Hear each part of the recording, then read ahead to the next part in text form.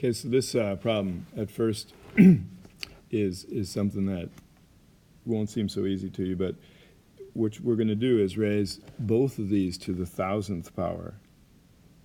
Okay, so we're going to figure out how to do that. So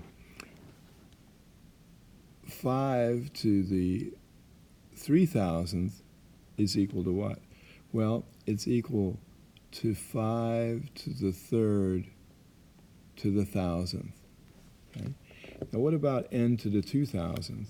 So n to the 2,000th we can think of as n squared to the 1,000th. Okay? So now let's see what happens if we try and set them equal.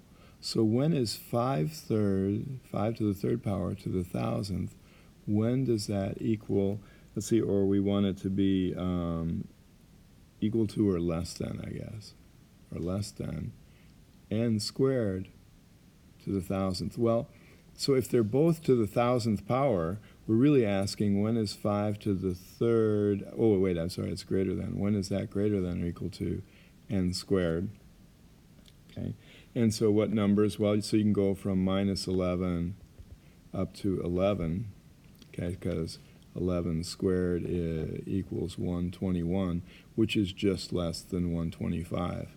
So what's the biggest of them? So the question says the largest integers is 11.